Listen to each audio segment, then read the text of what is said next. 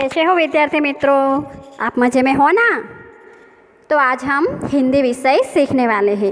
हिंदी विषय में हमने आखिर में जो प्रकरण चौथा टपका का डर, वो हमने प्रकरण चलाया था बराबर। और हमने आगे अभ्यास तक देखा था, अभ्यास हमने पूर्ण किया था। और आज हम आगे देखेंगे प्रश्न नंबर 2। अभ्यास का प्रश्न 1 हमने पूर्ण किया था, तो आज हम देखेंगे प्रश्न 2। चलो देखो प्रश्न 2, जंगल में और क्या क्या भीग रहा होगा। सूची बनाइए। यहाँ पे क्या करना है आपको, सूची बनानी है। हमने प्रश्न 1 के अंदर 1 से 10 प्रश्न हमने देखे बराबर। और अब हमें क्या करना है, प्रश्न 2 में तो जंगल में और क्या क्या भीग रहा होगा उसकी सूची बनानी है। तो जंगल में तो बहुत सारी चीज़, पेड़ पौधे होते हैं, पशु पंछी होते हैं, पत्थर आदि सब होते हैं ना। तो ये सब भी बारिश होने के कारण भीगते ही है ना।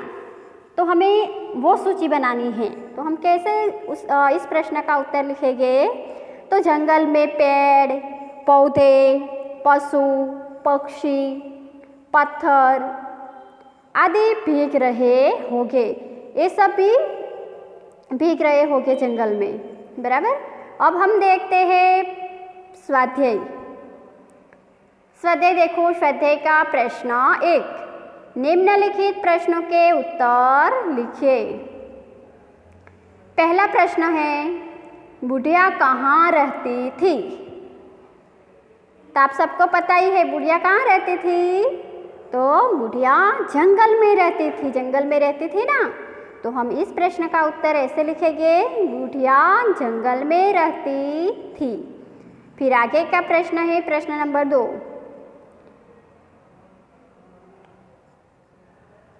बरसात में बुढ़िया के घर में क्या टपकने लगा।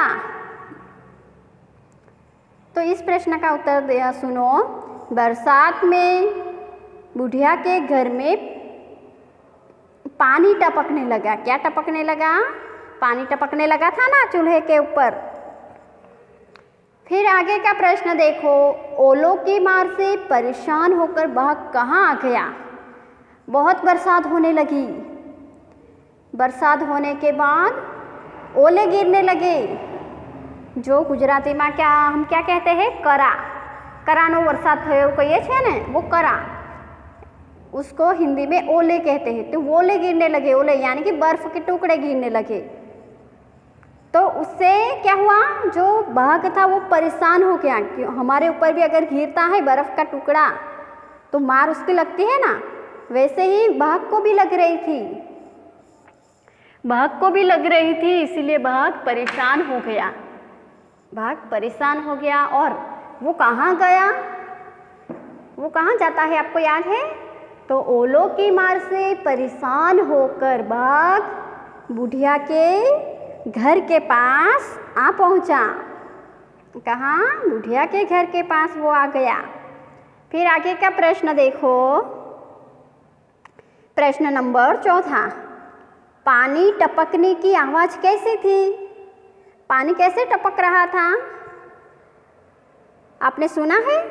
पानी टपकने की आवाज़ सुनी है कि सुनी होगी सबने। तो पानी टपकने की आवाज़ कैसी होती है, टप टप टप ऐसी होती है।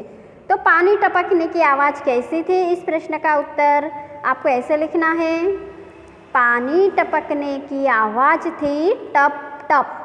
कैसी थी, टप टप। फिर आगे देखो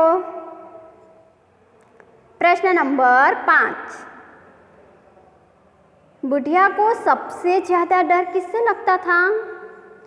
जब बहुत बरसात होती थी तब बुढ़िया अपने झोपड़ी के अंदर खाना पका रही थी। खाना पका रही थी ना, खाना पका रही थी, तब बहुत बारिश हो रही थी। उससे बुढ़िया की जो झोपड़ी है वो तो पूरी भीग गई, और जो बरसात का जो पानी है वो भी बुढ़िया की झोपड़ी के अंदर गिर रहा था। तो बुढ़िया जहाँ खाना पका रही थी वो चूल्हे में भी पानी गिर रहा था। तो तब बुढ़िया कुछ बोलती है, तो बुढ़िया क्या कहती है? तब बुढ़िया यह कहती है कि मुझे जितना डर इस टपका से लगता है उतना डर तो मुझे बाघ से भी नहीं लगता है। ऐसा कहती है ना बुढ़िया। क्या कहती है? उसे टपका का बहुत डर लगता है, जितना डर तो उसे बाघ से भी नहीं लगता है, ऐसा बुढ़िया कहती है। तो बुढ़िया को सबसे ज़्यादा डर टपका से लगता था। किससे लगता था? टपका से लगता था। फिर आगे देखते हैं प्रश्न नंबर 6। बुढ़िया की बात सुनकर बाघ ने क्या किया? अब ये बहुत बरसात हो रही थी और बुढ़िया जो बात कर रही थी अपने आप से अकेली अकेली, वो बात सब कौन सुन रहा था? जो बुढ़िया की झुपड़ी के पास जो ओलों की मार से परेशान होकर जो बाघ छिपा बैठा था, वो बाघ सब बातें सुन रहा था। अब बुढ़िया की बात सुनकर बाघ ने क्या किया? तो बुढ़िया की बात सुनकर बाघ सिर पर पैर रखकर भाग गया। ऐसा क्यों किया होगा बाघ ने? ऐसा क्या कहा होगा? ऐसी कौन सी बात की होगी बुढ़िया ने कि उसकी बात सुनकर बाघ तो सिर पर पैर रखकर भाग गया? तो बुढ़िया ने कहा ना, जो वो खाना पका रही थी चावल, तो उसके अंदर पानी गिर रहा था। तब बुढ़िया गुस्से से क्या कहती है? जितना डर मुझे इस टपका से लगता है उतना डर तो मुझे इस बाघ से भी नहीं लगता। तब ये बात बाघ सुनता है तो बाघ को क्या लगता है कि टपका नाम का कोई जानवर होगा, वो मुझसे भी खतरनाक होगा। ऐसा सोचकर वो जो बाघ है वो सिर पर पैर रखकर भाग जाता है। बराबर। फिर आगे देखते हैं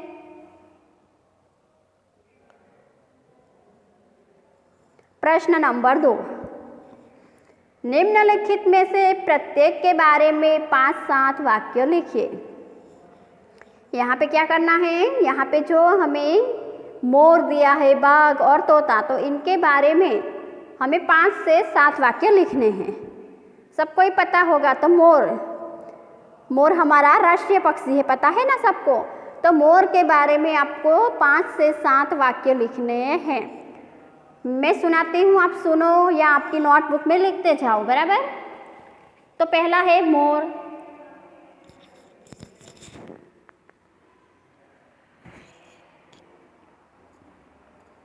तो ध्यान से सुनो। पक्षियों में मोर सबसे सुंदर होता है। मोर के माथे पर कलकी होती है। मोर के पंख रंग बिरंगे होते हैं।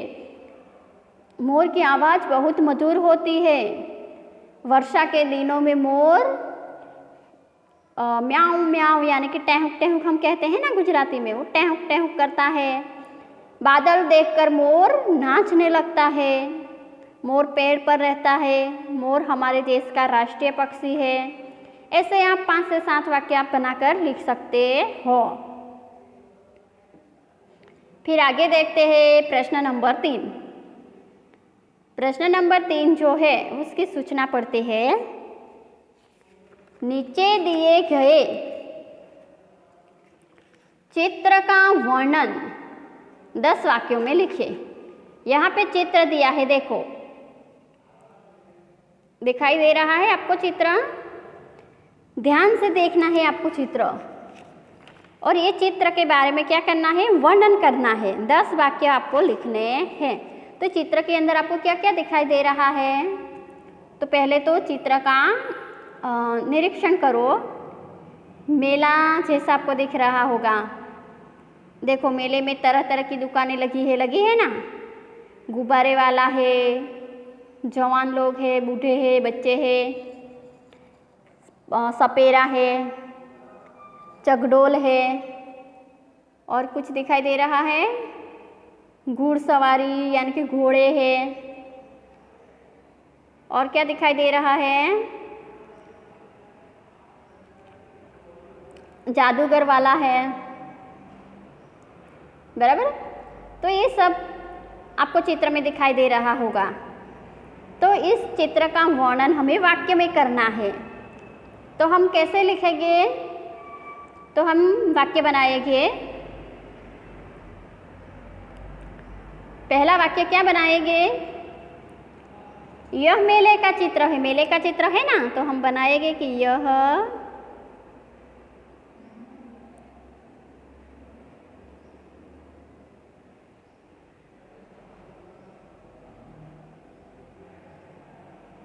मेले का चित्र है। मेले में तरह तरह की दुकानें हमने देखी ना, तो मेले में फिर लिखेंगे मेले में तरह तरह की क्या लगी थी, तरह तरह की दुकानें होती है ना, दुकानें। तो यहाँ पे भी हमने देखी ना चित्र में दुकानें लगी हुई थी। और क्या देखा, और एक जादूगर भी अपना जादू दिखा रहा था। एक जादूगर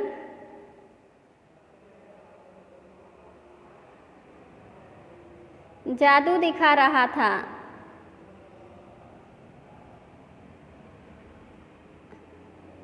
और क्या देखा,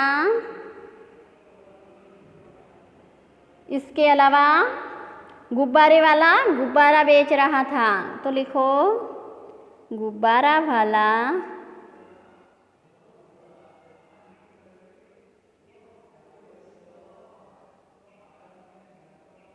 क्या बेच रहा था, गुब्बारा बेच रहा था, गुब्बारे बेच रहा था।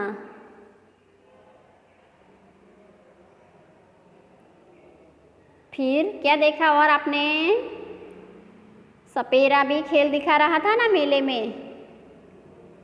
तो मेले में सपेरा खेल दिखा रहा था।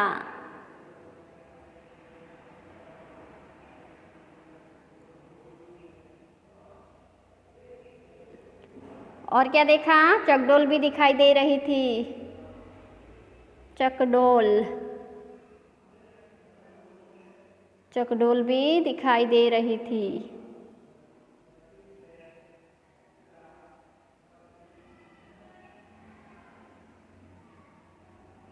बराबर। और कुछ लोग चकडोल में बैठकर मज़ा उठाते हैं ना। आप कभी बैठे हो चकडोल में? हाँ, चकडोल में बैठे हो, सब बैठे होगे। तो कुछ लोग चकडोल में बैठकर मज़ा उठाते थे। तो ऐसा लिखो, कुछ लोग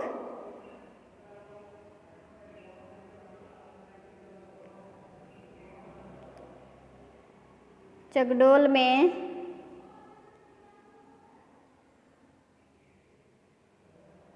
बैठकर मज़ा उठाते हैं।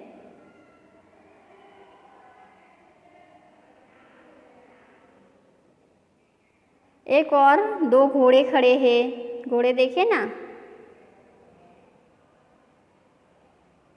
घोड़े भी है।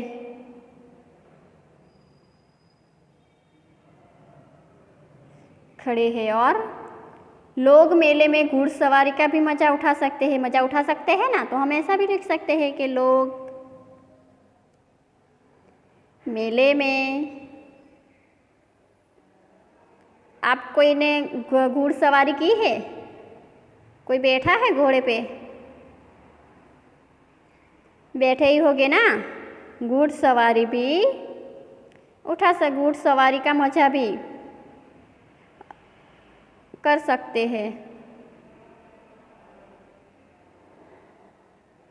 बराबर।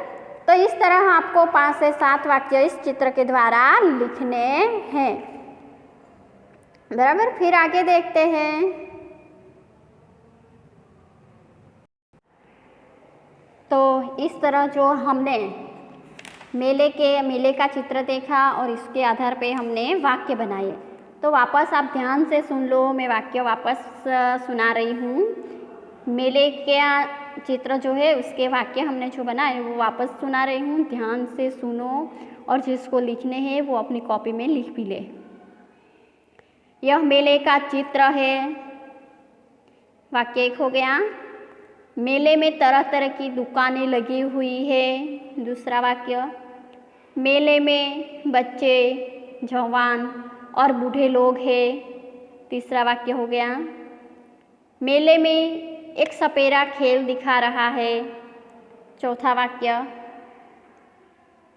एक जादूगर भी अपना जादू दिखा रहा है। पांचवा वाक्य, गुब्बारे वाला गुब्बारे बेच रहा है। छठा वाक्य, दो चकडोल भी दिखाई दे रहे हैं। सातवां वाक्य, कुछ लोग चकडोल में बैठकर मजा उठाते हैं।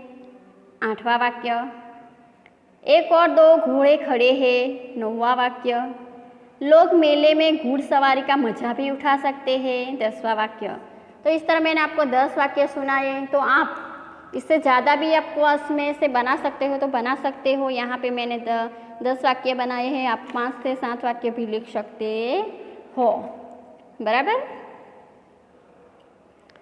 तो मित्रों, हम यहाँ पे प्रश्न नंबर स्वाध्याय का प्रश्न नंबर जो 3 है यहाँ पे पूर्ण करते हैं, और नए प्रश्न नंबर 4 के साथ हम नेक्स्ट वीडियो में फिर मिलेंगे।